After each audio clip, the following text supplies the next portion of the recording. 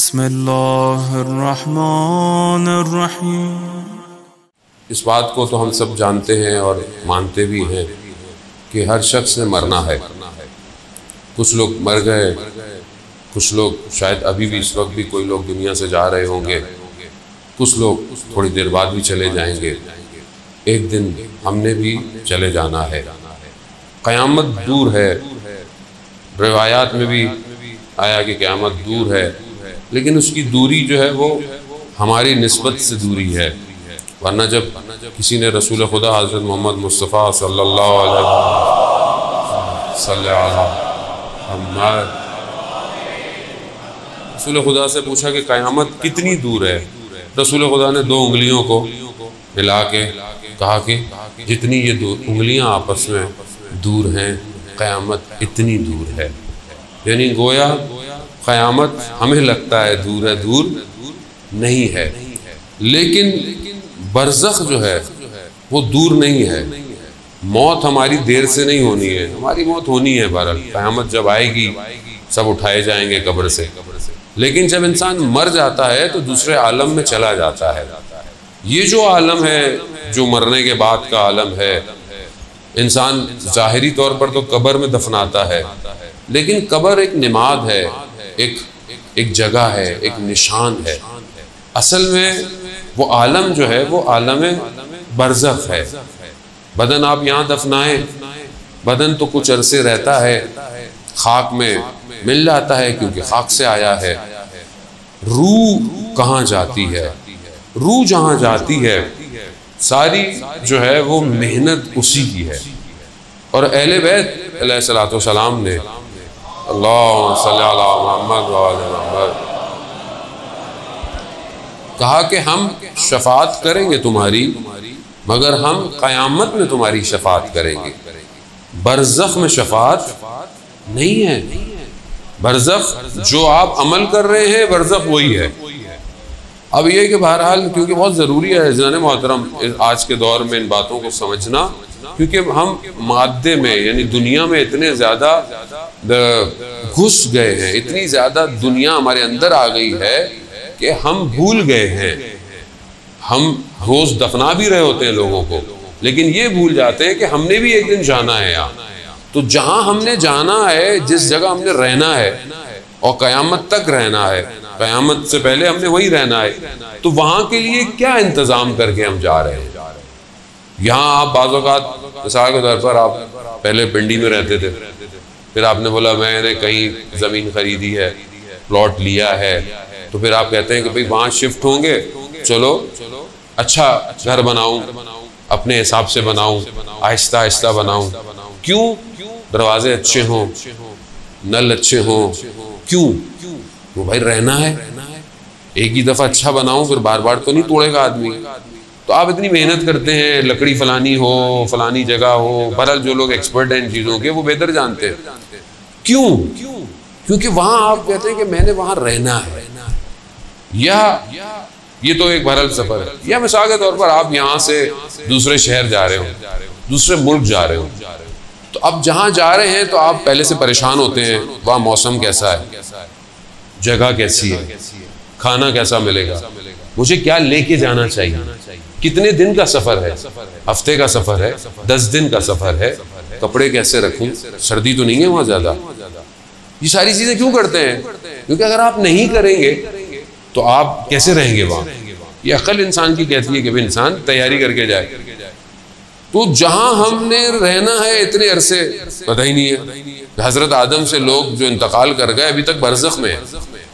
कितने हो गए, कितने सालों सालों सालों ही हो गए, कहाँ है वो? सब बरज़ख में। तो जहाँ इतना रहना हो आदमी ने, वहाँ के लिए क्या इंतज़ाम कर रहा है? वहाँ प्लॉट खरीदा है कि नहीं खरीदा? वहाँ प्लॉट, यहाँ तो कॉर्नर का प्लॉट लेता है आदमी, अच्छा हो, कॉर्नर का हो, हवा आए, रोशनी आए।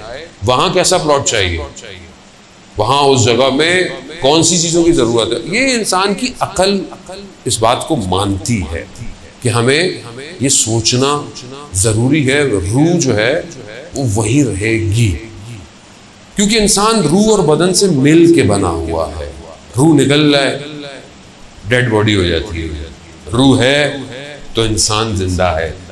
सबसे पहले जब इंसान की रूह बदन से निकलती है, उसकी शनाख्त छीन लेती है उससे। कोई यही नहीं कहता कि फलाना शख्स, लोग कहते हैं मैयत पड़ी हुई है, नाम खत्म। चाहे वजीर आजम हो, चाहे मिनिस्टर हो, चाहे बादशाह हो, चाहे बड़ाई हो, चौकीदार हो, कोई भी हो, क्या हो गया?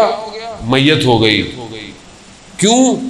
हाथ लगाया तो गुस्ल वाजिब है। समझ लिया आपने? जितना अपने आप को बना के फिरता था, मैं ऐसा ब्रांडेड परफ्यूम लगा के, ब्रांडेड कपड़े पहन के घूमता था, जैसे ही गया गुस्ल मैयत से पहले अगर आपने उसको हाथ लगा लिया तो आपके ऊपर गुस्ल वाजिब हो जाता है। परवरदिगार इतना मोतबर आदमी था।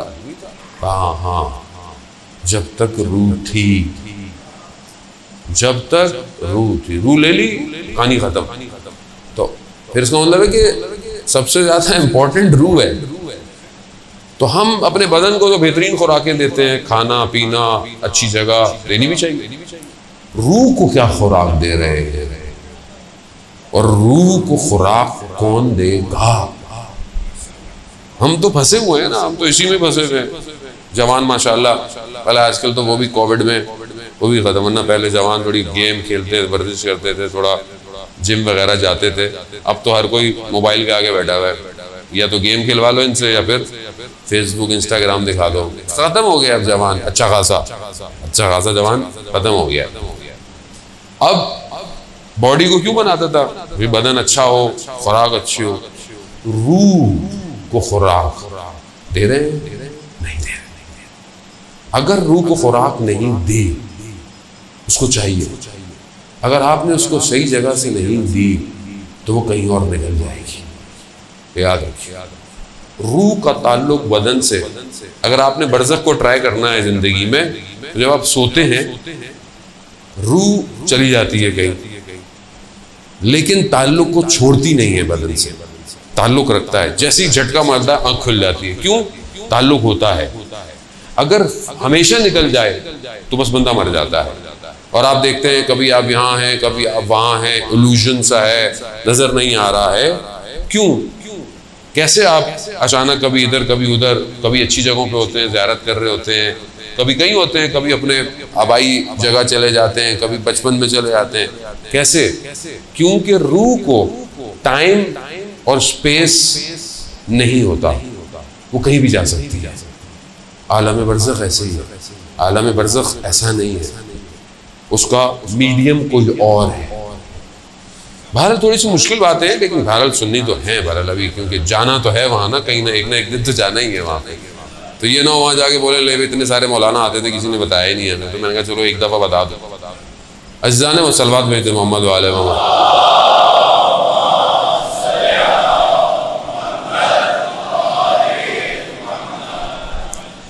शख्स आया, बहरहाल आपकी खिदमत में हदीसी पेश करने का लिए मुकदमा बनाया मैंने। शख्स आप रसूल खुदा की खिदमत में आया, कहा कि या रसूल अल्लाह, मुझे इजाज़त दें, मैं मौत की तमन्ना करूँ, मौत की तमन्ना करूँ। कुरान भी कहता है बहरहाल कि जो लोग ये दावे करते हैं, वादे करते हैं, वो मौत की अगर सच्चे हैं तो मौत की तमन्ना करें। मौत की तमन्ना क्या करें? तो रसूल खुदा ने जो है वो बहरहाल शख्स था, अरब का था, रसूल खुदा ने उसे मना नहीं किया। रसूल खुदा ने फरमाया कि अगर तुम मौत की तमन्ना करना चाहते हो तो इससे बेहतर यह है कि तुमने जहाँ जाना है वहाँ की तैयारी करो। अब एक शख्स तमन्ना करे मैंने पढ़ने जाना है, दूसरी यूनिवर्सिटी में जाना है, तमन्ना है, लेकिन तैयारी तो करनी पड़ेगी ना। मार्क्स अच्छे लाए, तैयारी करे, एडमिशन करे, सारे काम करे। अब सिर्फ तमन्ना से कुछ नहीं होने वाला।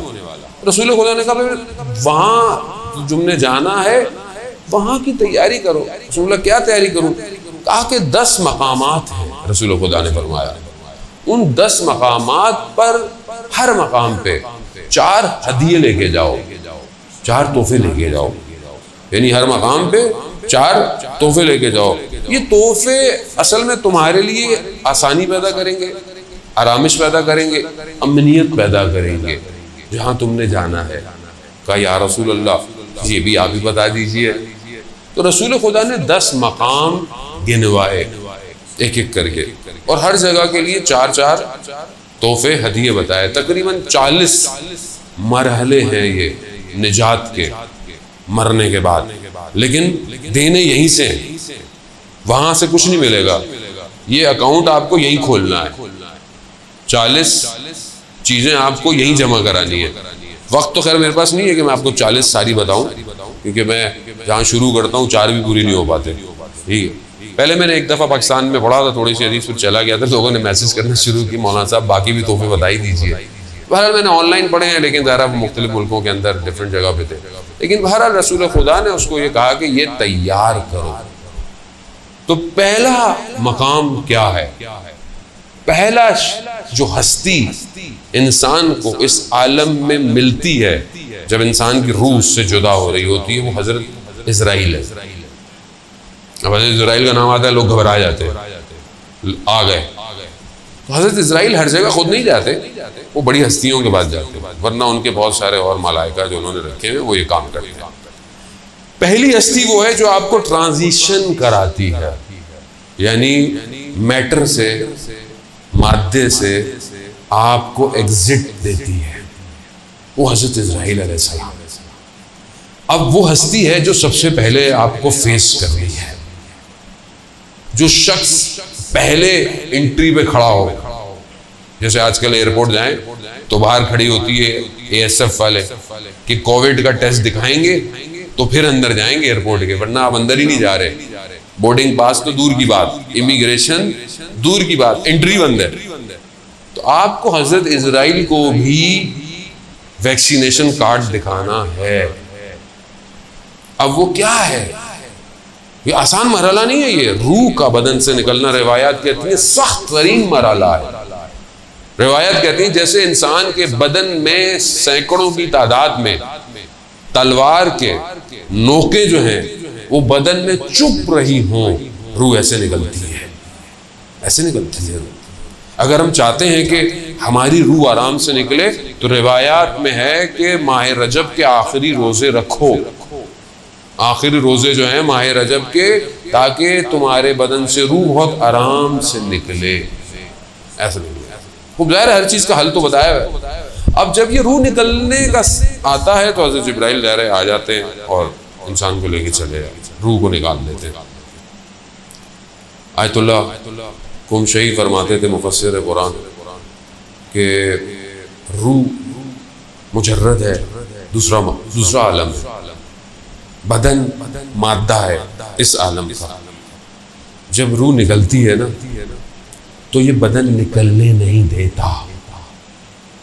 रूह ऊपर जाना चाहती है, बदन नीचे खींचता है और ये कशमकश तकलीफ देती है, तकलीफ देती है। वो कहते हैं जितना तुम दुनिया में डूबे रहोगे, मरते वक्त ये रूह को खींचेगा। और ये अमल इतना लंबा चलता है कि जो इंसान की ज्यादा ख्वाहिश होती है उस तरफ रूह को खींचा जाता है, और ये तकलीफ दे अमल होता है, खींचता है यार। और अगर आप सारी जिंदगी परवरदिगार की तरफ, तो रूह बड़े आराम से निकल जाती है, आराम से ऊपर चली जाती है। अब 4 तोहफे जो हैं वो हज़रत जिब्राइल को देने हैं, रसूल खुदा ने फरमाया। रसूल खुदा फरमाते हैं कि पहला तोहफा जो है वो जो हज़रत जिब्राइल को चाहिए वो ये है कि आपने अपनी ज़िंदगी में किसी का हक ना खाया हो। अगर आपने किसी का ज़िंदगी में हक खाया है तो ये पहले गेट पे ही आपको मुश्किल शुरू हो जाएगी। अब आपने ज़िंदगी में हुकूकुल नास, हम जानते भी हैं हुकूकुल इबाद अल्लाह की इबादत है और एक हुकूकुल नास है। आप मस्जिद में बहुत अच्छे रहें, लेकिन आप घर में अपने वालिदैन का एहतराम नहीं करें, अपनी ज़ौजा का एहतराम नहीं करें, अपने बच्चों के साथ आपका अखलाक अच्छा ना हो, बहन भाई हमसायों के साथ अच्छे ना हो, कोई फायदा नहीं। अल्लाह को ऐसी बंदगी नहीं चाहिए। आप वही हो कि जब यहाँ सजदे कर रहे हैं तो लोगों के साथ भी आपका रवैया अच्छा होना चाहिए। इसीलिए पहली चीज जो फंसाएगी ये फंसाएगी। वैसे भी बहरहाल वालिद की मजलिस है और खुदा उनकी मग़फ़िरत फरमाए। माँ बाप के लिए कुरान ने जो इस्तेमाल किया लफ्ज़ कुरान में है कि वालिदैन के आगे उफ उफ नहीं करो। इमाम जाफर सादिक अलैहिस्सलाम अल्लाहुम्मा सल्लि अला मुहम्मद। इमाम फरमाते हैं कि अगर इससे कोई कम लफ्ज होता तो कुरान उसकी ताकीद करता, इससे और कोई कम लफ्ज नहीं है, यानी उफ। हम तो पता नहीं क्या कर वालिदैन के आगे, आपको क्या पता, ये ज़माना वो ज़माना, आप पुराने ज़माने के। कितना इंसान जो है वो इस मुश्किल के अंदर फंसा हुआ है, ख़ासतौर पे वालिदैन के आगे। जबकि रिवायत है खुद हज़रत मोहम्मद मुस्तफ़ा सल्लल्लाहु अलैहि वसल्लम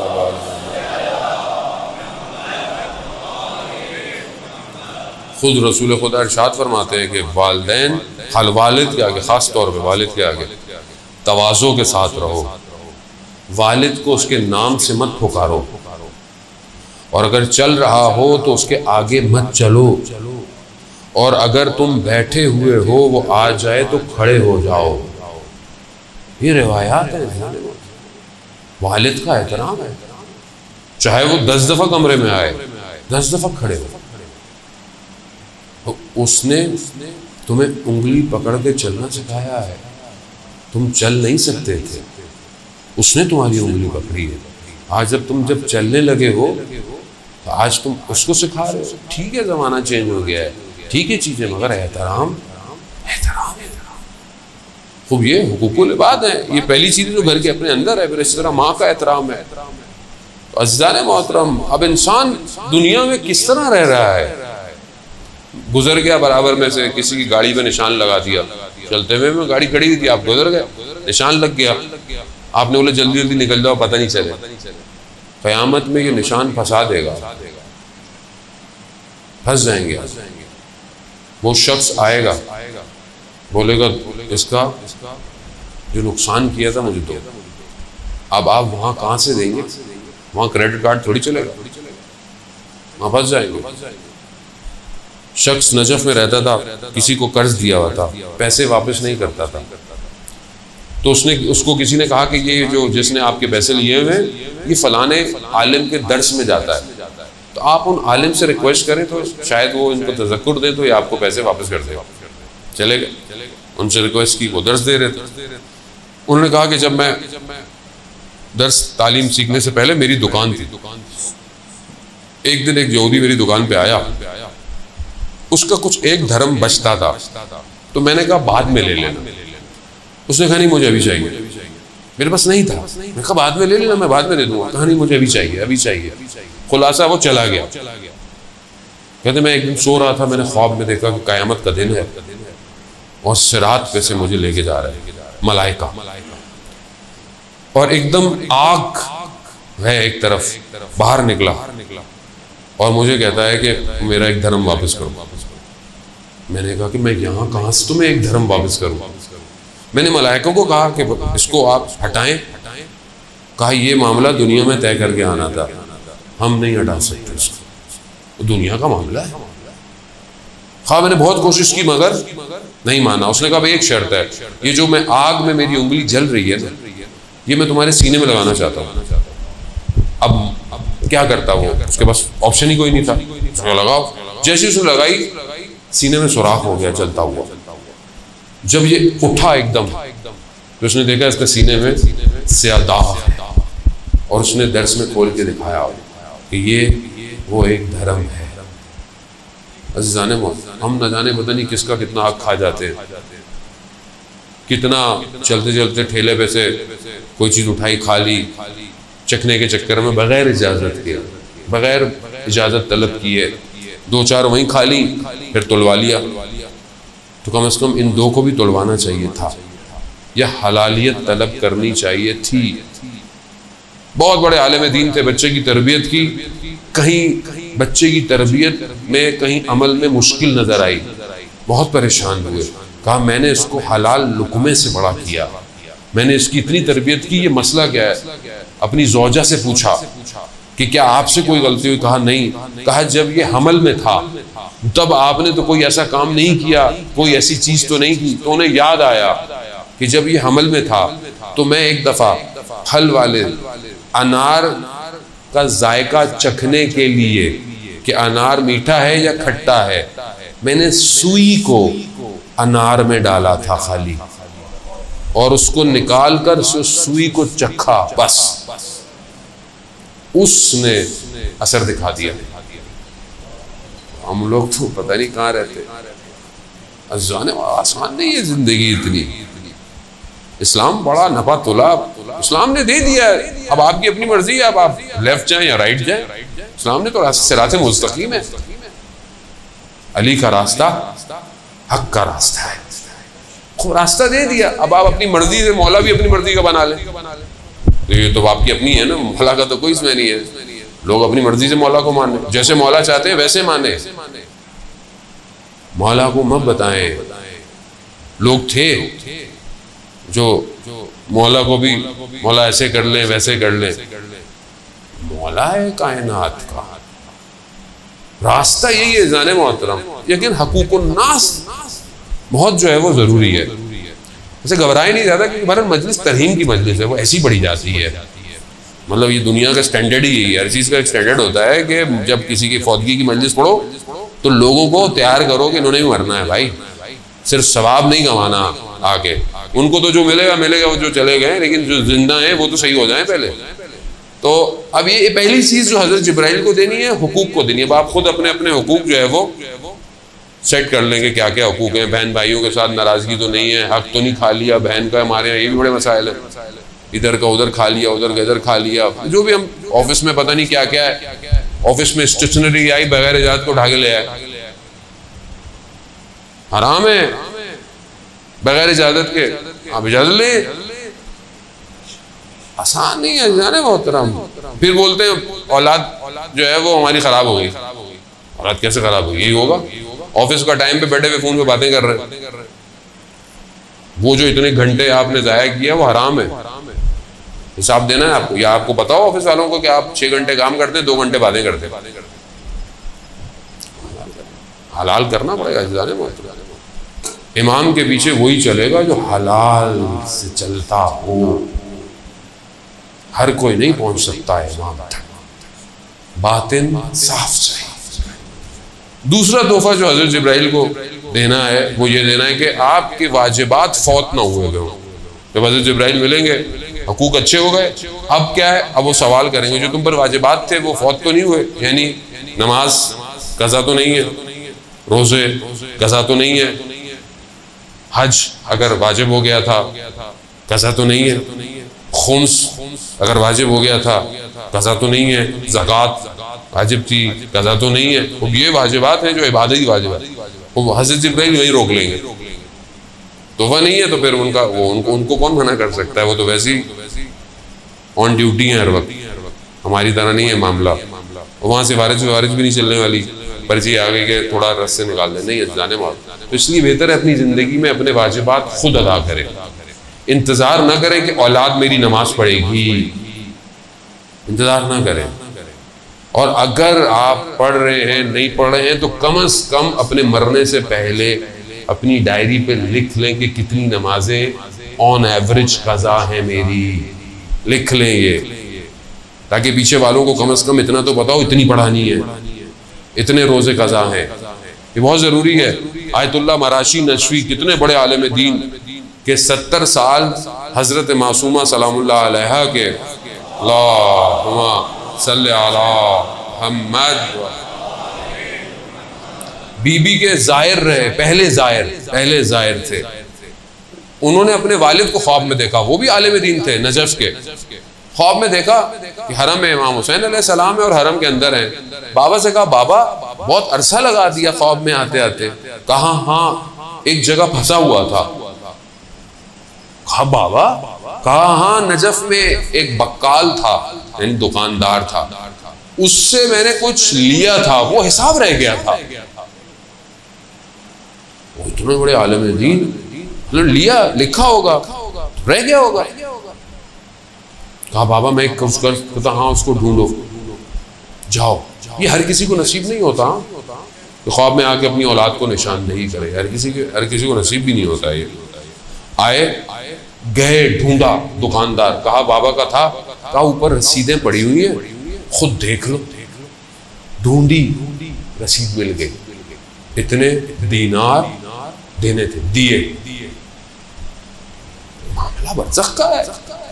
जरा सी कितनी किताबें हैं जाने मोहतरम, मनाज़िल आखिरा, ठीक है, ये मशहूर किताबें हैं, इनके अंदर ये सारे वाक़यात हैं। शेख अब्बास शहीद दस्ते गैब ने अपनी किताबों के अंदर ये वाक़यात बयान किए हैं। ज़रा सी कोई चीज़ रह गई है, आपको देनी है। ये तो लेन देन है, वो तो बहरहाल वाजिबात, नमाज, इबादत। हम कहते नहीं मसला ही नहीं, हम तो निकल जाएंगे। एक नमाज का मैं आपसे सवाल पूछना शुरू कर दूं ना, आप घबरा जाएंगे, वो तो ऊपर वाला है। अच्छा, ये सवाल आपसे नहीं, मुझसे भी पूछा जाएगा, सबसे पूछा जाएगा। तुमने नमाज पढ़ी फलाने दिन, तुम 14 साल में वाजिब बालिग हो गए थे, 14 साल में, 15 साल में बालिग हो जाता है आदमी इसी एज में। तुमने नमाजें देर से क्यों पढ़ना शुरू की? और जब वाजिब हो गया था तुम पर, तो तुमने पहली नमाज जो पढ़ी थी उसकी किरत तुम्हारी ठीक नहीं थी।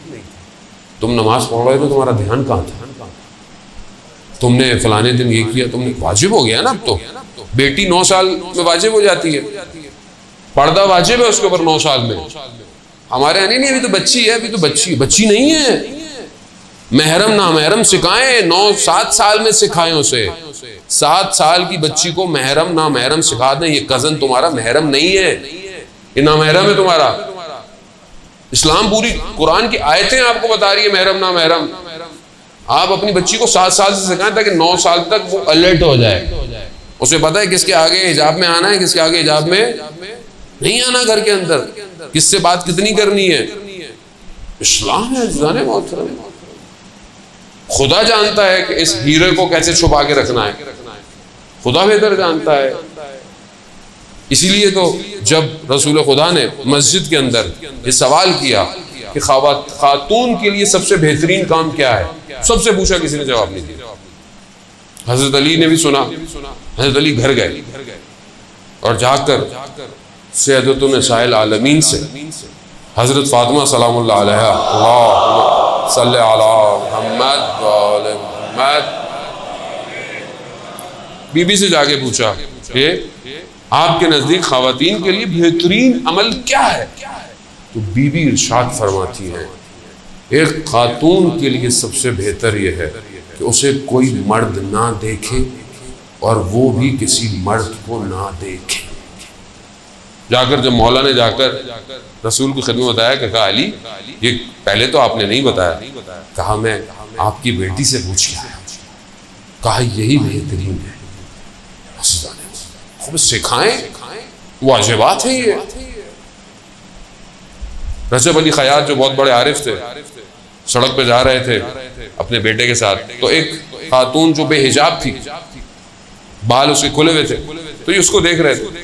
तो कहा बाबा आप हमें मना करते ना महरम को नहीं देखे, आप इसको देख रहे। कहा जो मैं देख रहा हूं तुम्हें नजर नहीं आएगा। कहा क्या? कहा ये अपने साथ आग लेके जा रही है। ना महरम औरत, बाल खुले हुए, बदन नुमाया, आजकल जो हमारे आम हो गया है। कहा ये जो जा रही है सड़क पे, ये आग जहन्नुम की अपने साथ लेके जा रही है। जो इसको देखता है वो भी इसी आग में चला जाता है। अब आप देख लो क्या आदमी कहाँ आग के अंदर घूम रहा है सुबह शाम। सारे जब आप तरबियत नहीं करेंगे यही होगा। तो ये ज़रूरी है कि आप अपनी वाजिबात, नमाज अपने टाइम पर, अपने रोज़े, ये सब जो है वो खुद कर ले। और जो अगर खुदा ना खास्ता अल्लाह की मसलियत है, हक है, अगर आपके वालिदैन दुनिया से चले गए हैं तो आप उनके लिए पहली फुर्सत में उनके इस काम को अंजाम दें। खुद नहीं दे सकते, किसी को हदिया दे के ये काम को करवाएं, क्योंकि वो फंसे हुए हैं उन मराहिल में। तीसरी चीज़ जो हज़रत जिब्राइल को हदिया देनी है वो ये देनी है कि इंसान लक़ा अल्लाह, खुदा से मुलाकात चाहता हो, खुदा से मिलना चाहता है। अब जैसे हम बाज़ औक़ात किसी से मिलना चाहते हैं, जैसे हमें लोग मौलाना साहब आपसे मिलना है, वो बहुत दिन कोशिश करता है, अच्छी बात है। हम भी चाहते हैं कि हम अपने उस्तादों से मिलना चाहते हैं कि वो वक्त देते हैं, थोड़ी देर बैठ जाएं, बात कर लें। हर शख्स किसी से मोहब्बत करता है, किसी को पसंद करता है, मिलना चाहता है। क्या हम खुदा से मिलना चाहते हैं? आज तक हमने सोचा कि हम खुदा से मुलाकात हो। अब आप सोचेंगे कि खुदा तो बदन थोड़ी है, खुदा बदन नहीं है, खुदा जगह में नहीं आता। लेकिन लक़ा अल्लाह, खुदा की तरफ बढ़ना, खुदा का कुर्ब हासिल करना। खुदा तो करीब है हमारे शहरक से भी ज़्यादा, लेकिन हम करीब हैं उसके। क्या हुआ, अभी मैं रात की तन्हाई में बैठकर गिरिया किया, खुदा तेरी मोहब्बत में मैं तुझ तक पहुंचना चाहता हूँ, खताकार हूँ परवरदिगार, गलतियां करता हूँ, गुनाह करता हूँ, मगर तेरा बंदा हूँ परवरदिगार, कहाँ जाऊँ मैं? सारे दरवाजे बंद हो जाएं, तेरा दरवाज़ा तो हमेशा खुला रहता है। तेरा दरवाज़ा मस्जिद, इमाम बारगाह, चर्च, मंदिर नहीं है। तेरा दरवाज़ा तो हर वक्त खुला रहता है परवरदिगार। इसलिए इमाम अली अलैहिस्सलाम इरशाद फरमाते हैं, अल्लाहुम्मा सल्ली अला मुहम्मद। इमाम फरमाते हैं कि परवरदिगार, जन्नत में मैं रहूँगा तो मुझे खुशी होगी, लेकिन जब मैं मस्जिद में होता हूँ परवरदिगार, तो मैं तेरी खुशी के लिए मस्जिद में बैठता हूँ। यानी जहाँ खुदा खुश हो वो हम कितना काम करते हैं। हम एक दूसरे की खुशी के लिए काम करते हैं, रिश्तेदार खुश हो जाएं, फलाना खुश हो जाए, फलाना राजी हो जाए। कभी हमें अल्लाह की खुशी के लिए काम किया? कोई अच्छा काम कर ले, किसी को पता ही नहीं चलता। नेकी ऐसे करो कि तुम्हारे बाएं हाथ को खबर ना हो अगर दाएं हाथ से की है, लेकिन हम आ ही नहीं पाते। कोई काम हमसे हो जाए, हम तो मोहल्ले को ना बताएं, और जब तक तो फेसबुक पे स्टेटस ना डालें आजकल, तो पता कैसे चलेगा ये नेकी की है हमने। अल्लाह के लिए क्या करते हैं आप मुझे बताएं? बोला मैं नमाज पढ़ता हूँ, मैं नमाज पढ़ता हूँ। हजरत मूसा से भी सवाल हुआ था, परवरदिगार ने कहा कि ए मूसा, हमारे लिए क्या है? कहा परवरदिगार, नमाज है, इबादत है। कहा नहीं, वो तो तुम अपने लिए पढ़ते हो, हमारे लिए क्या है? क्या है? पूरा दिन 24 घंटे में अल्लाह के लिए क्या है? तो सोचें, ये सारी कायनात बनी किस लिए? किस लिए 1,24,000 भेजे? किस लिए 12 इमाम भेजे? किस लिए? उसके लिए। इमाम हुसैन अलैहिस्सलाम ने कुर्बानी किसके लिए दी? ला इलाहा इल्लल्लाह। ये कहाँ है जिंदगी में? लक़ा अल्लाह कहाँ है? आयतुल्लाह क़ाज़ी रिज़वानुल्लाह ताला अलैह के बेटे बताते हैं कि आखिरी अय्याम में बाबा को इतनी प्यास लगती थी, अतश अतश अतश करते रहते थे। हम बर्फ डाल के पानी उनको देते थे, पीते थे, मगर उनकी प्यास नहीं बुझती थी। उनका सीना स्याह हो चुका था। कौन सी प्यास थी?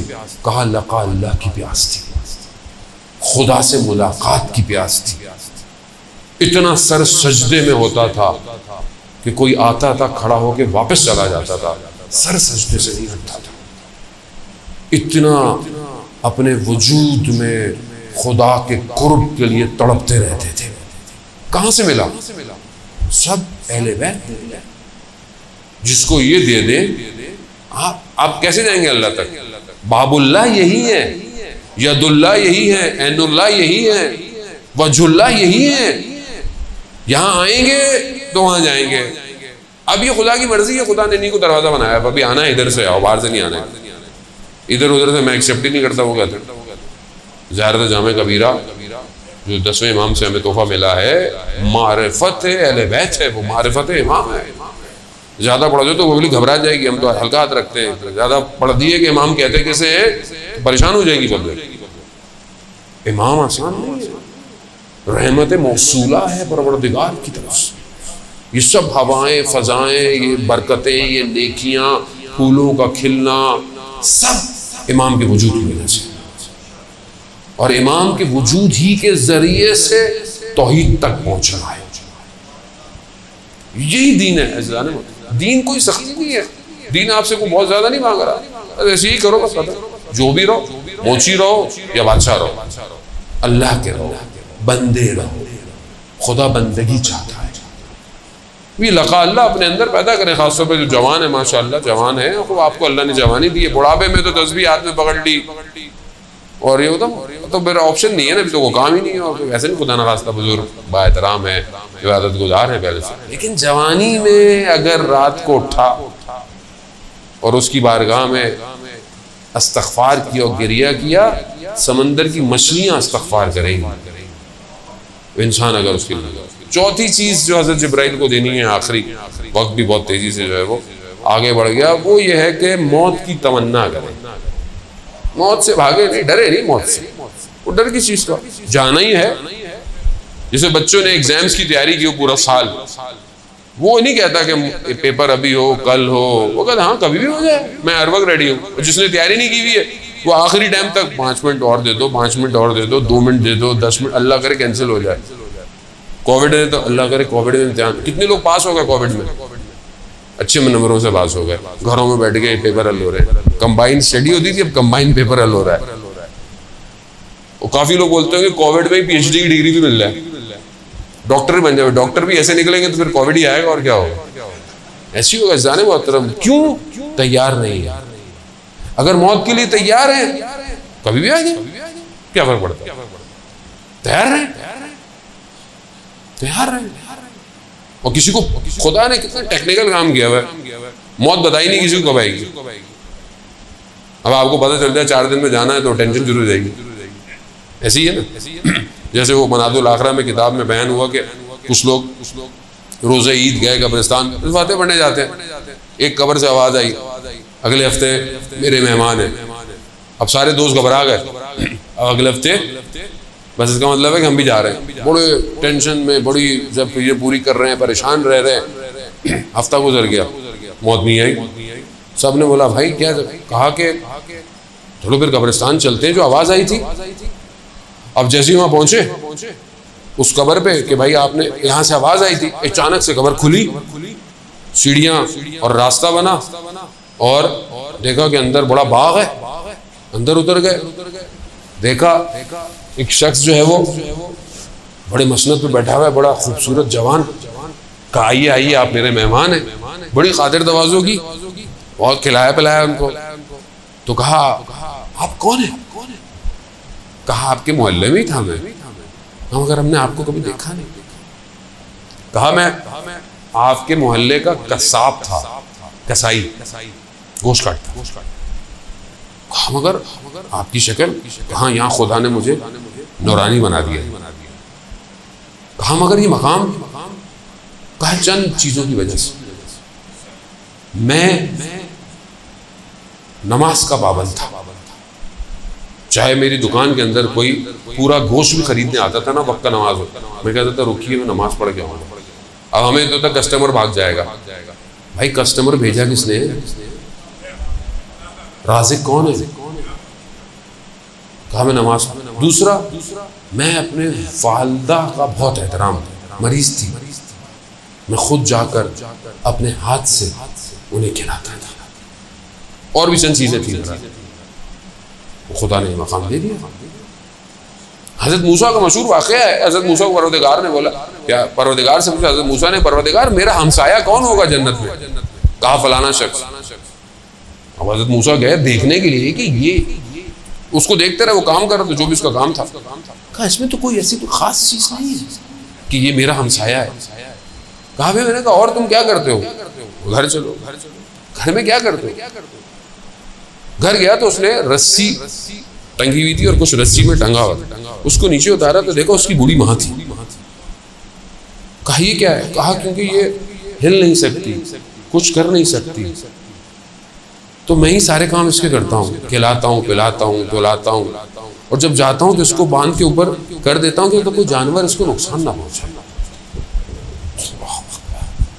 यानी इतनी खिदमत वालिदैन की परवरदिगार। खूब यही तभी इंसान तमन्ना करेगा ना फिर नेक काम करे। अजान मोहतरम, आलिम दीन कहते हैं मैंने ख्वाब में देखा करबला, सैयद शुहदा का हरम, शब जुम्मा, एक जवान आया, उस जरी के सामने खड़ा हुआ, उसने ज़री के सामने खड़ा होकर इमाम को सलाम किया। मैंने देखा ख्वाब में कि इमाम ने उसको जवाब दिया और वो मुस्कुराया। मैंने ख्वाब देखा। दूसरे दिन मैंने देखा शब जुम्मत, मैं बैठा हुआ हरम में, उसी जगह जो मैंने ख्वाब देखा था, मैंने देखा वही जवान मुझे नजर आया और मैंने उसको गौर से देखा तो उसने सलाम किया।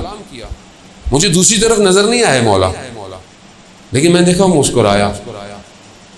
कहा जैसे ही वो अपनी राजो न्याज से फारिग हुआ मैं चला गया उसके पास। मैंने कहा क्या माजरा है? कहा क्या? कहा मैंने ऐसे ऐसे ख्वाब में देखा है। कह रहा हाँ तुमने सही देखा है। कहा तो ये कैसा मकाम है? कह रहा मैं जब भी आता हूँ, जब भी मैं मौला को सलाम करता हूँ, मौला मुझे जवाब देते हैं। कहा ये कैसे मकाम मिल गया? कहा मैं करबला से कुछ फासले पे रहता हूँ, मेरे माँ बाप बूढ़े हैं, हर जुमेरात को मैं आता हूँ, हर जुमेरात को एक अपने माँ बाप में से किसी को ला सकता हूँ, मेरे पास एक ही सवारी है। एक जुमेरात माँ आती है, एक जुमेरात मेरे वालिद आते हैं। एक दफ़ा जब मैं वालिद को लेके आ रहा था, सख्त भी था, बारिश भी थी, मेरी वालदा ने कहा कि मेरा भी आज दिल चाह रहा है जाने का। तो मैंने वालिद को तो सवारी पे बिठा दिया और अपनी वालदा को अपने कंधों पे, और उस हालत में मैं मौला की ज़ियारत पे लेकर आया। उस दिन से मैं जब भी आता हूँ मौला मेरे सलाम का जवाब देते हैं। जैसे माँ बाप की खिदमत कहाँ पहुँचा देती है इंसान को। हालांकि ज़ियाना मोहतरम वक्त जो है वो बहुत तेज़ी से जो है इख्तिताम हो गया। मुझे कराची भी पहुँचना है क्योंकि कल से अशरा शुरू हो रहा है कराची में। खुदा बहरहाल आप सबका आना कबूल करे। ये 4 तोहफे मैंने आपकी खिदमत में पेश किए हैं। बहरहाल इन 4 तोहफ़ों की तैयारी करें, फिर ज़िंदगी रही तो मैं फिर आऊँगा, कभी तौफीक हुई बाकी तोहफे भी आपकी खिदमत में जो है वो पेश करूँगा। देखिए हमारी ज़िंदगी का मकसद खुश नहीं है सिवाय अल्लाह की बंदगी के और इबादत की। और जब इंसान अल्लाह की बंदगी करता है तो उसे वली ज़मान की अताअत करनी पड़ती है। हर ज़माने में जो भी अल्लाह का वली हो, चाहे नबी हो, चाहे रसूल हो, चाहे इमाम, उसकी अताअत ज़रूरी है। उसकी अताअत के बगैर बंदगी नहीं हो सकती। हम जिस दौर में जिंदा हैं वक्त का इमाम हमारा गैबत के पर्दे में है। वक्त किसी को नहीं पता इमाम कब आएंगे, लेकिन ये पता है कि इमाम आएंगे। मैं ये सोचूं कि इमाम बहुत दिनों बाद आएंगे तो ये मेरा गलती है, मेरा कसूर है। अगर आप अपने दिल से चाहते हैं ना इमाम को, तो आप ये कहें कि मौला अभी आ जाए, अभी आ जाए, कल क्यों, परसों क्यों, अभी आ जाए। अब बात यह है कि मैं अगर इमाम को अभी बुलाऊं तो तैयार भी तो हूं, तभी बुलाऊंगा ना। कैसे बुलाएंगे? आप अपने देखिए टेस्ट ट्रायल करें, प्रैक्टिकल बातें हैं सारी। मैं तो फलसफा मुझे आता नहीं ज़्यादा पढ़ना, ना मुझे कोई इतना पढ़ा लिखा हूँ, छोटा सा तालिब इल्म। सादी सी बात है ज़िंदगी में, किसी चीज़ के लिए तैयार होंगे तो मुँह से निकलेगी बात, वरना मुनाफिकत है, मुनाफिकत। मौला को बुलाएं और तैयार ना हो तो फिर कूफा वाले थे, बुलाया मौला को, मौला तो सच्चे थे, आए, ये नहीं आए। मैं नहीं कह रहा खुदा न खास्ता आप लोग वो हैं ना, अपनी ज़ात को देखें कि मैं चाहता हूँ इमाम को बुलाना। क्या मैंने अपने आप को इतना तैयार किया है कि मौला आ जाए और मैं चला जाऊँगा फ़ौरन इमाम के पास? क्या मेरा मोबाइल ऐसा है कि मैं इमाम को दे दूँ, इसमें कोई गड़बड़ नहीं है? वालिदैन को तो दिखाते वक्त आप पासवर्ड लगा देते हैं, आप हिस्ट्री डिलीट कर देते हैं, ऐसी है ना, सर्च साफ कर देते हैं। इमाम के सामने कर पाएंगे डिलीट? किस दिल से इमाम को बुला रहे हैं? कहाँ आए इमाम? किसके पास आए? मेरा घर ऐसा है, मेरे घर में एहतराम है बुजुर्गों का, मेरे घर में गुनाह तो नहीं होता, कोई गानों की आवाज़ें तो नहीं आती, पर्दा है मेरे घर में, मेरे घरों की शादियों में महरम ना महरम गैदरिंग तो नहीं होती, कहाँ बुलाएंगे इमाम? ऐसे जाने में ज़िंदगी थोड़ी सी है, वैसी थोड़ी सी है। वैसे आजकल कोरोना में पता ही नहीं चलता, बंदा जवान आदमी चला जाता है, जिंदगी का कोई बेहतर है, जितनी है इमाम को दे दे, इमाम के हवाले कर दे। उस्ताद दानिशमंद का मशहूर वाक़या पढ़ते रहते हैं, उर्दू में भी ट्रांसलेट हुआ, मैंने भी कई दफ़ा पढ़ा। कहते हैं जवान के घर की बेल बजी, उसने देखा वो मॉनिटर वाली बेल थी, कैमरे वाली, तो देखा कि खूबसूरत जवान खड़ा हुआ है। हाँ कौन? कहा मैं इमाम हूँ। कहा मौला, कहा मैं तुम्हारे घर आना चाहता हूँ। कहा मौला अच्छा मुझे 5 मिनट दे। जल्दी जल्दी अपने घर की चीज़ें समेट रहा है, ऐसी चीज़ें जो इमाम ना देखें, चीज़ें समेट रहा है, छुपा रहा है। वो जितनी देर में बाहर निकला, इमाम गली के कोने पे थे और खुदा की बारगाह में कह रहे परवरदिगार गवाह रहना, मैंने सबकी बैलें बजाई हैं। कोई कहता है 2 मिनट, कोई कहता है 3 मिनट, कोई कहता है 5 मिनट, कोई मेरे लिए तैयार नहीं है। अलमिया नहीं है। अल्लाह अल्लाह, ये अपना रसूल अल्लाह। मुहर्रम आ रहा है, जाने में असल वारिस वही है, असल आज़ादार वही। मैं आपने करबला सुनी है, इमाम करबला देखते हैं, देखते हैं इमाम करबला को नहीं। इसलिए इमाम ज़ियारत नाइया में जो जुमले पढ़ते हैं वो आसान नहीं है। इमाम के सामने करबला होती है, इमाम देख रहे हैं करबला